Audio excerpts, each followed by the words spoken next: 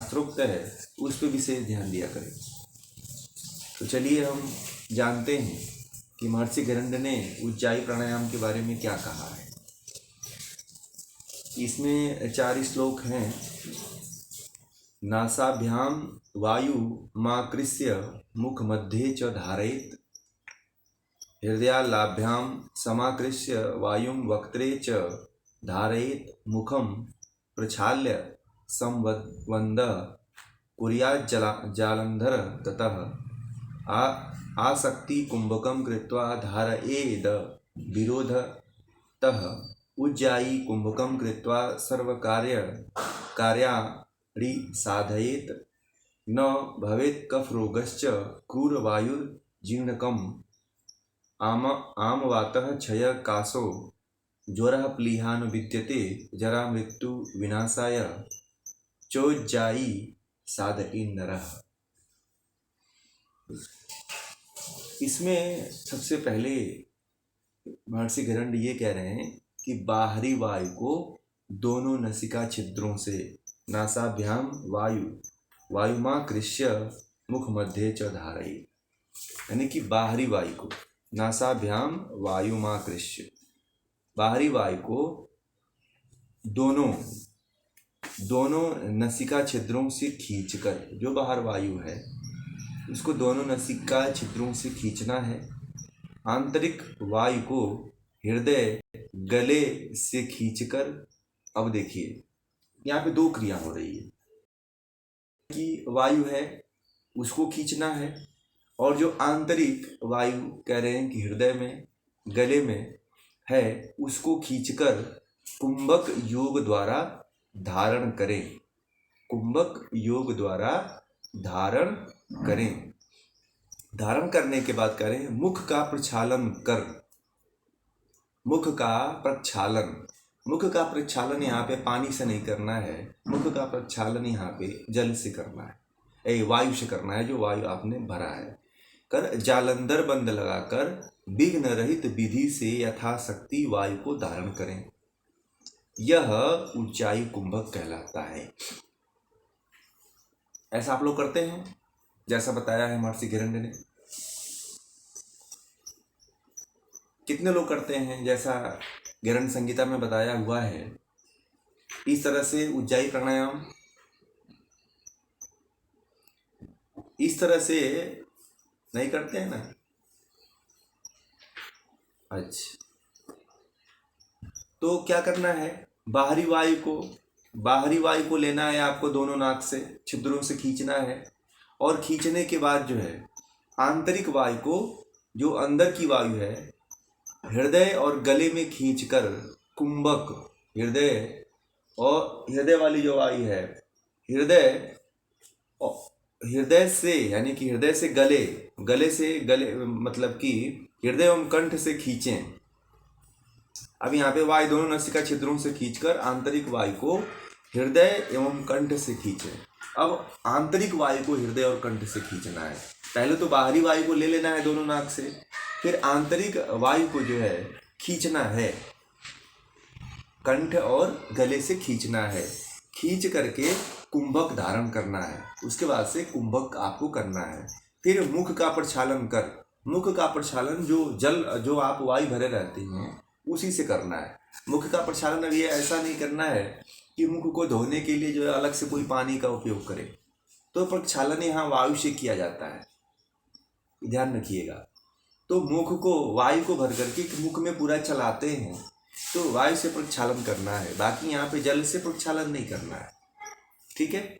उसके बाद जो है प्रक्षालन कर जालंधर बंद लगाकर, फिर जालंधर बंद लगाइए और लगाकर बिना बाधा के आप जो है कुंभक को धारण करें। यथाशक्ति जितना कर सकते हैं, जितना आपकी क्षमता है उसके अनुसार इसको धारण करें, रोक के रखें, यही जो है।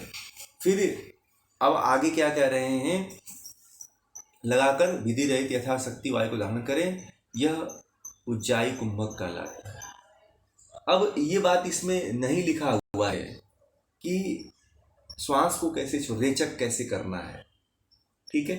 तो रेचक कुछ लोग जो है लेफ्ट नोस्ट्रल को बंद करके राइट नोस्ट्रल से करते हैं, वो नहीं है, वैसा नहीं करना है।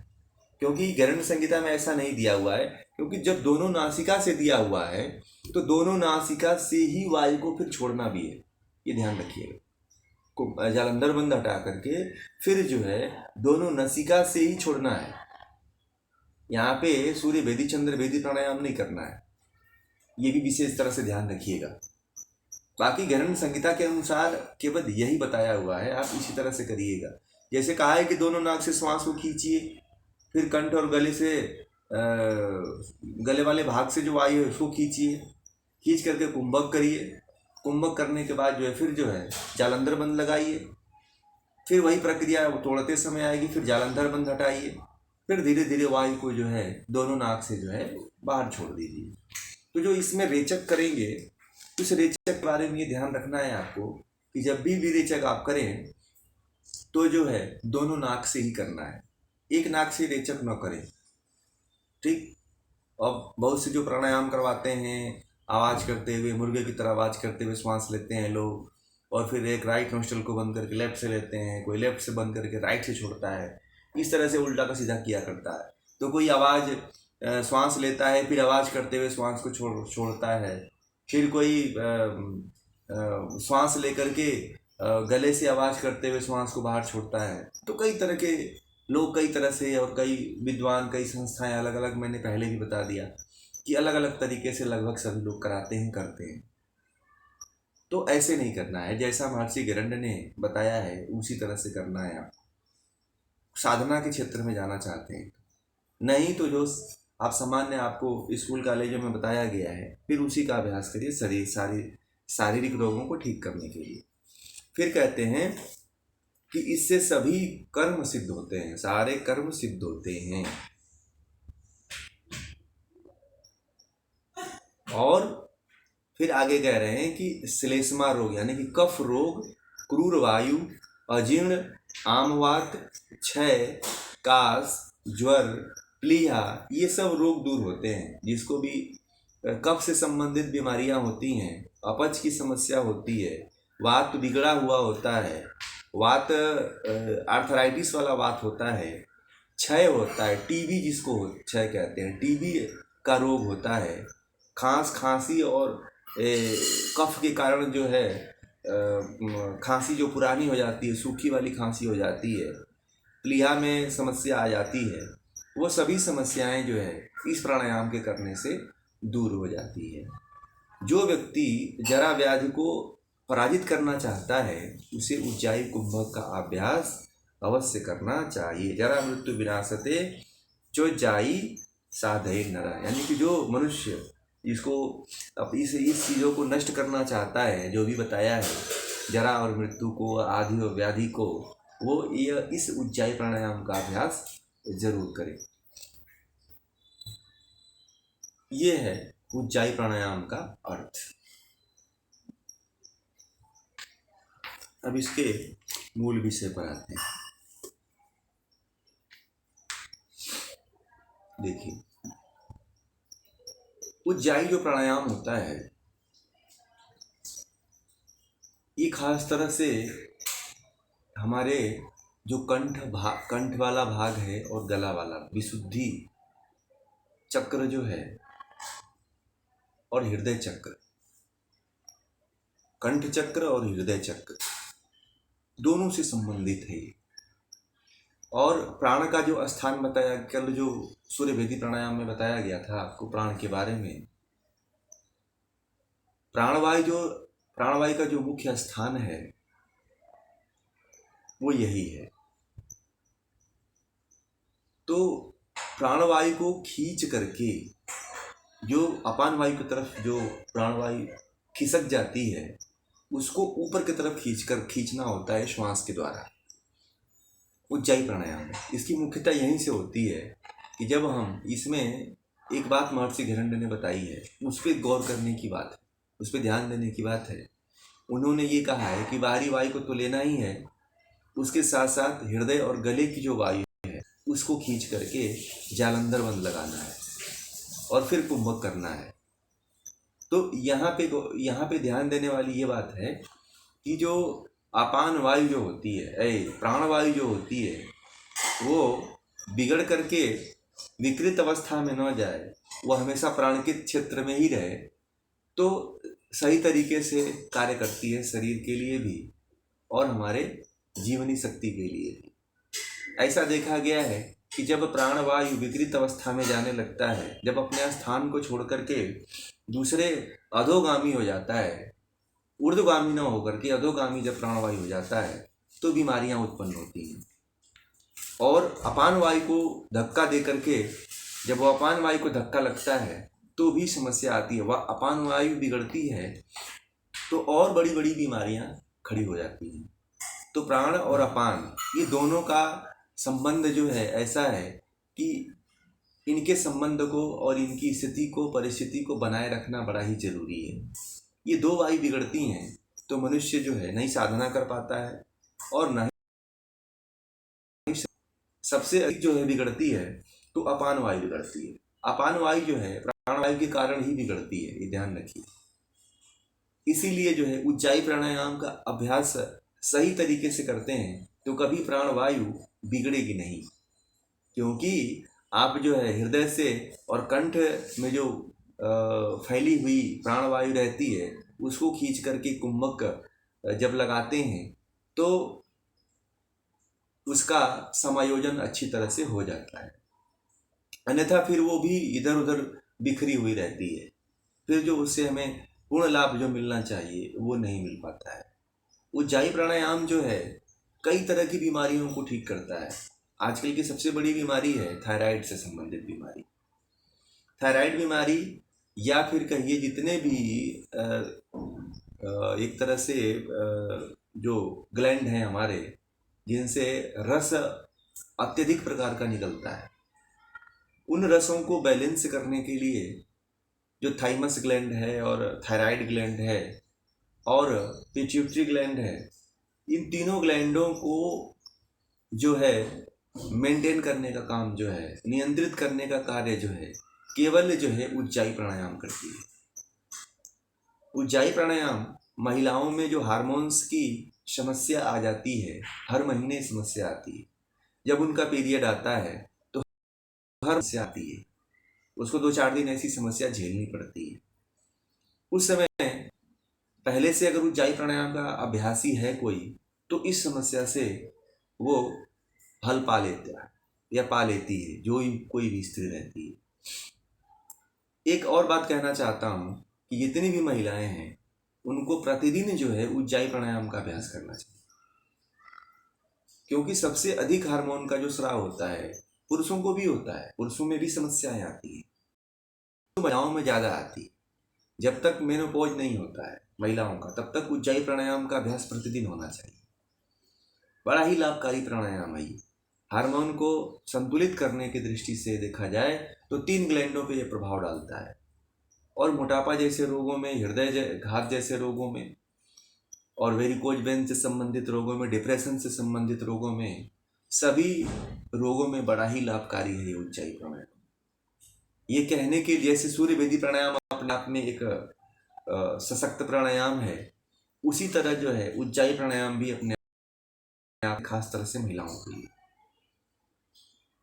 थायराइड से जो थायराइड की समस्या से ग्रसित हैं, पतले होने वाले और मोटे होने वाले, दोनों थायराइड वाले लोग, हाइपर और हाइपो, ये दोनों जो थायराइड से संबंधित जिनको बीमारियां हो रही हैं, वो लोग इस उज्जाई प्राणायाम का अभ्यास प्रतिदिन करें कम से कम 5 से 10 मिनट तक। 5 से 10 मिनट तक इसका प्रतिदिन अभ्यास जो करता है उसको ये समस्या नहीं आती है। अब ग्लैंड की जो बात आती है, ग्लैंड से ऐसा स्राव होता है जिसका नियंत्रण करना दवा के माध्यम से मुश्किल हो जाता है। जो डॉक्टर होता है इन रसों के स्राव को नहीं बंद कर पाता है, केवल जो स्राव होता है उसको दूसरे रस में परिवर्तित करने का काम बाहरी दवा करती है। और जब हम उज्जाई प्राणायाम करते हैं तो उन रसों, जो हानिकारक रस हमारे शरीर से उत्पन्न होते हैं, निकलते हैं, उन रसों को रोक देता है, बैलेंस कर देता है, और वो जा करके हमारे शरीर को नुकसान नहीं दे पाते हैं। इसलिए नहीं दे पाते हैं कि इस प्राणायाम के माध्यम से हमारे जितने भी ग्लैंड हैं उन अंगों पर ऐसा प्रभाव पड़ता है, वाइब्रेशन से, कंपन से, कुंभक से ऐसा प्रभाव पड़ता है कि जो वहाँ की विकृत वायु रहती है, जो विकृत सेल रहते हैं, जो ज़्यादा एक्टिव सेल रहते हैं, जो बाहर निकलने वाले सेल रहते हैं, वो सभी तरह के जो सेल होते हैं या तो उसके ताप से नष्ट हो जाते हैं, या जो बाहर निकलने कर बार बार जो क्षति पहुंचाने वाले होते हैं वो भी, उनका भी खात्मा हो जाता है, और जो है नुकसान पहुंचा नहीं पाते हैं और फिर बाहर निकल नहीं पाते हैं, वो जहाँ से आए रहते हैं फिर वहीं पे सेटल हो जाते हैं। इस तरह से हार्मोन जो निकल करके जो अनियंत्रित होकर के जो बीमारियां उत्पन्न करता है, उनको बैलेंस करने में ये बड़े ही फायदेमंद होता है, ये उज्जाई प्राणायाम। उज्जाई प्राणायाम को आज जो है महिलाओं के लिए एक बहुत बड़ा वरदान कहिए है। जिनको सर्दी, खांसी, जुखाम, बुखार हो जाता है, उनके लिए भी बड़ा लाभकारी है ये। इनका सिर दर्द बना रहता है, जिनको देखिए पिट्यूटरी ग्लैंड से संबंधित यानी कि ब्रेन से संबंधित जितनी भी समस्याएं हैं, गले से संबंधित जितनी भी समस्याएं हैं, हृदय से संबंधित जितनी भी समस्याएं हैं, उन सभी समस्याओं में उज्जाई प्राणायाम रामबाण का काम करता है।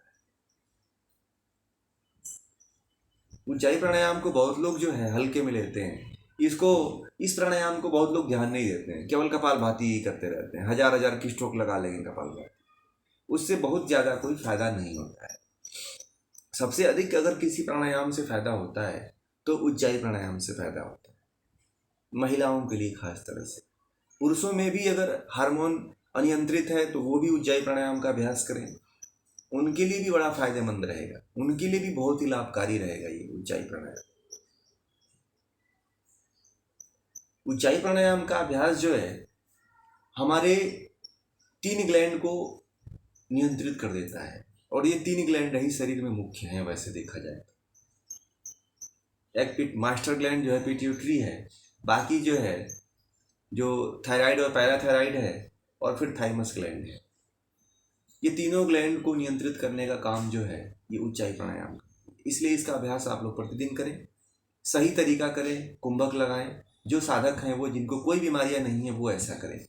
जिनको बीमारियां हैं ये भी ध्यान दें, जिनको बीमारियां हैं, जिनको समस्याएं हैं, वो सामान्य रूप से श्वास को भलें, गले से बाहरी वायु को, और जो है कंठ और हृदय में है उसको खींचें और 5-10 सेकंड तक रोकें, फिर बाहर निकाल दें।